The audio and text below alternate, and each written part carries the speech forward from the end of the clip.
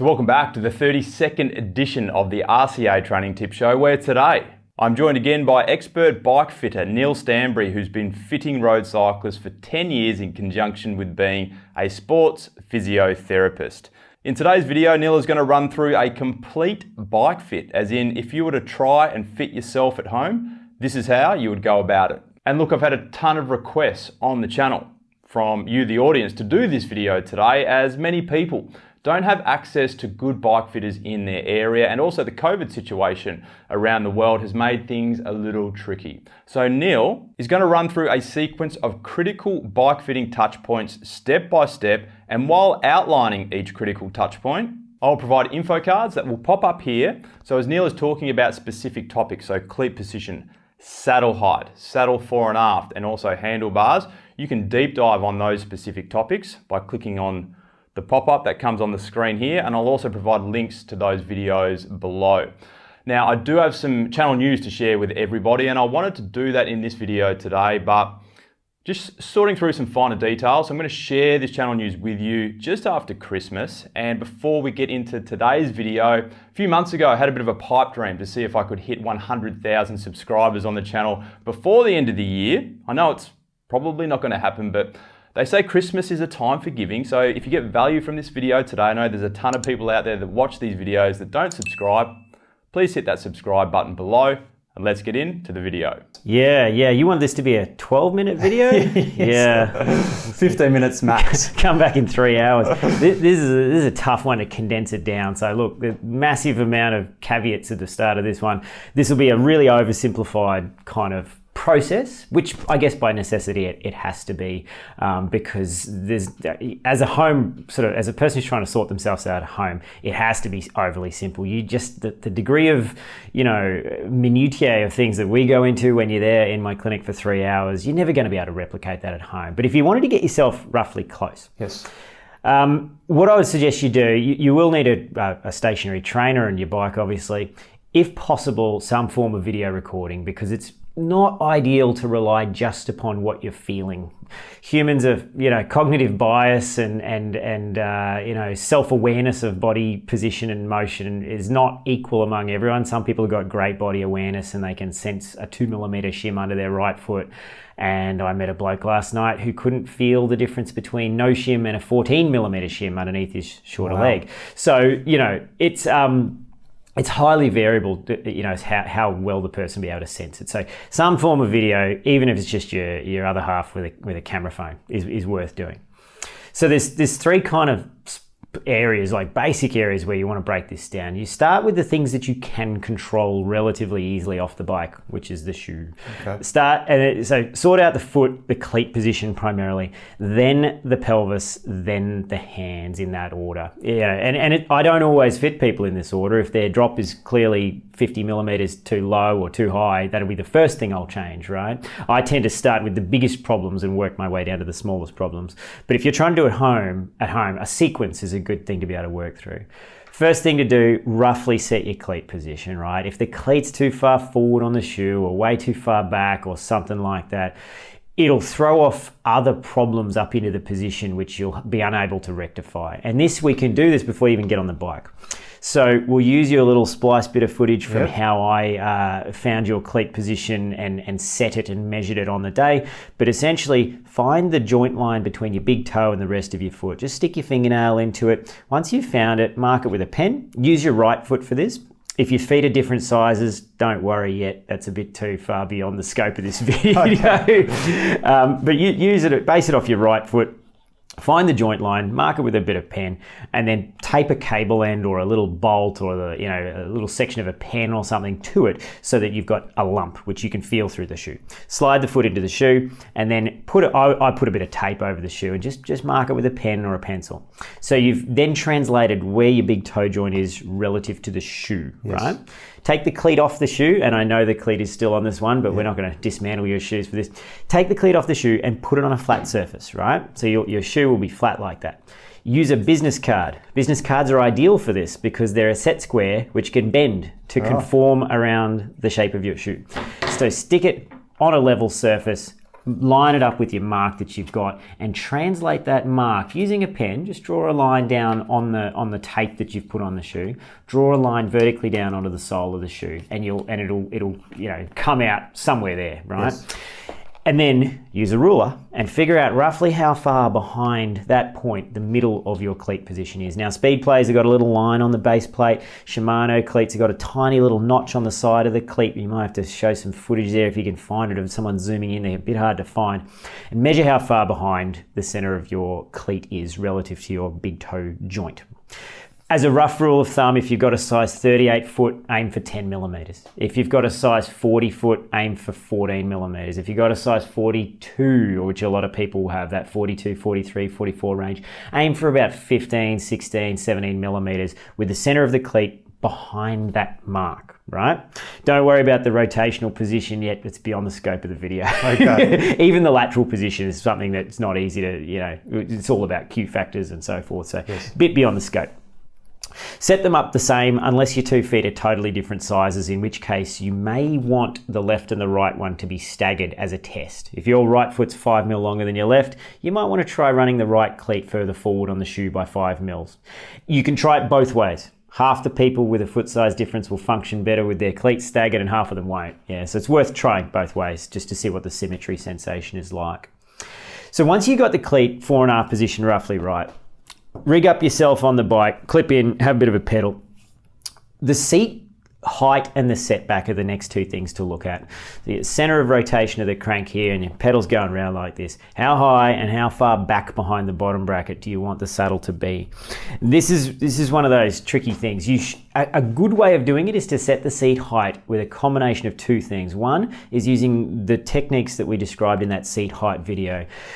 Lowering the seat and to a very low position and then creeping it up until the pedal stroke starts to feel a bit choppy and strange on one of your legs or both of the legs, and then just come very slightly below that. On the video that you're going to shoot, with your iPhone or your camera phone, you should see a smooth, controlled leg extension. You don't want to see the person's knee or your knee. Yes. You don't want to see your knee chopping at the bottom of the stroke and losing control of the stroke. You want to see a smooth motion of the knee back and forth, sort of almost like a metronome. You want to see a smooth transition of the quadricep pushing down, extending the knee and the glute, and then the hamstring just controlling the bottom of the stroke smoothly, and the transition between those two things should be smooth. If it starts to get choppy, the seat is probably too high. So you want to stay just a little bit underneath that. Now, mixed into there is the setback. If the seat is too far forward, and this is a hard one to judge because you don't know where the front end is yet. If it's way too far out, the seat will feel like it's way too far forward and all this kind of stuff. But you want to see, that old thing, the plumb bob kind of trick. If your knee is roughly over the center of the pedal, on the downstroke, you're in the ballpark. It can be still 40 mil off, right? So I guess it's a pretty big ballpark. Yes. But what you then want to do is once the seat height is pretty close to where you want it, you think you've got control of the stroke, start moving the seat forward and back and have a feel of what it does to your hands primarily, and also secondarily to your pedal stroke. When the seat's too far forward, if it's at the right height, you'll start to feel really quad dominant. You'll feel like you're way out over the pedal. There'll be a lot of weight on your hands, probably a sign that the seat's too far forward. If it's way too far back, you'll feel really light on your hands, but you'll feel really hamstring heavy, and the stroke will feel like you're not kind of getting over the top of the stroke and pushing down solidly on the pedal, that kind of stomp, that push down that should feel nice and strong. You'll start to lose that when the seat is too far back. So what sort of pressure should somebody be riding while they're testing these things? Yeah, it's a good question. Somewhere around your 20-30 minute load. So it should be done at a decent tempo. Yeah. Yes. If they're cruising along at 50 watts, everything will feel heavy on the hands because there's going to be more weight on your hands when you're cruising than when you're going hard. You should be pedaling at a decent clip when you're doing this, yeah? And bear in mind, you move the seat back, the seat is getting further away from the crank. So as it goes back, you might feel, the pedal stroke feels a bit choppy again. I have to lower it a bit, yeah? Or if it goes forward, you might have to raise it a little bit. And somewhere in a diagonal kind of plane there, you'll reach hopefully some kind of equilibrium where the weight to the front end feels not too bad. You feel like you're getting over the top of the pedal stroke quite well and pushing down quite strongly, but you've also got full control of the stroke, and you feel at a decent load, you feel like there's a bit of hamstring load going on through the bottom section of the power phase of the stroke. The hamstring is controlling the stroke quite nicely, and you feel like you're in balance. There's no number that you can use. You can't say, oh, I'm this tall, my legs are that long, this is the number where I'm going to start. Just start with the seat low, creep it up like we spoke about in the other video until it feels roughly right, and then start varying it. And trust in your judgment. You know, you go forward and you feel too heavy, you're probably too far forward. You know, if you go back and you start feeling strange, like you're not over the top of the pedal on the downstroke at that 3 o'clock position, you're not pushing down strongly, it's probably too far back. So trust in your judgment and use the video of yourself as well. If you stick it up on a big screen and you go, wow, gee, I look way forward, I've got my elbows locked, heaps of weight on my hands, the seat's probably too far forward. Yes. And you know, because the people that are doing this at home they don't have my experience of looking at thousands of riders from the side. They won't be able to immediately trust their judgment on what they see. They're probably better off going off what they feel as a judgment call. But if you've got a good idea, you know, what a good competent cyclist is supposed to look like on a bike, you can use the visual indicator of the footage to say, oh wow, I look really far back, you know, I look really stretched out or something like that. But that's fraught with danger, because what looks good to one person might look bad to the next, and so forth. And that kind of visual ability to troubleshoot a position based upon what it looks like in the first 30 seconds of looking at a person is something that takes a lot of experience. So yeah, it's probably best to go off what you feel, but also then verify that on the footage. So you've got a situation where you've got your seat height and your setback roughly right, and we're talking 5mm ranges. It's pretty close to where it should be. The cleat position's pretty normal, everything's going well, you're feeling pretty good. At this point, you then judge the hand position, right? So you will have hopefully found a situation where your torso, with everything in roughly the right place, your torso is nicely balanced at that 20-minute load. You've got a situation where you can cantilever your torso out from your pelvis with very little load on your hands, or very little projection of your shoulders forward, or, you know, shoulders aren't being pushed up, that kind of thing. And then all you want to do is place the hood in a position and an arc of rotation. So it can be either high and a bit longer, or short and a bit shorter, somewhere within an arc, which can span, it can be quite a big arc for some people, but it's usually a 20mm arc of reach and drop. Somewhere in an arc there, you'll have a situation where your hand is on the hood, your elbow is bent, you know, 20, 30 degrees. It's relaxed is the point. It's not locked out. You look at this is where the video footage can help. If your scapulars are being pushed forwards, they're being projected forwards, it often, but not always, means the bars are too far away. Okay. So the rider will unconsciously do this to make their reach longer. What you ideally want is a more neutral shoulder position. If you're seeing this, they're probably too far away. So shorten them, bring them closer to you. Once you start to see the weight and you feel the weight come off the rider's hands, their elbows are starting to bend at that 20-minute threshold load, then start varying the height of the bars. You know, don't be afraid to just go down, just drop it all the way down and see what it feels like. If you drop it all the way down and you think, oh, gee, I've got a lot less weight on my hands there, don't immediately assume that having the bars low on the bike, on the front of the bike, is more aggressive. Let's say that you've got short legs, and you might need very little seat post extension out of the frame because your seat height is quite low. If you've got short legs and a long torso, you may need to run the bars slammed on a race geometry road bike with possibly even a 17-degree stem, just to get a reasonable amount of drop to the bars. If you're highly flexible, there's a pretty good chance you're going to need drop which will exceed 100mm, you know, with the highest point of the seat down to the center of the bar. So don't be afraid to drop it right down and just try it. If it feels lighter on your hands and balanced and happy, and your shoulders are relaxed and your elbows aren't, you know, locking out, there's no reason not to ride like that if it's comfortable.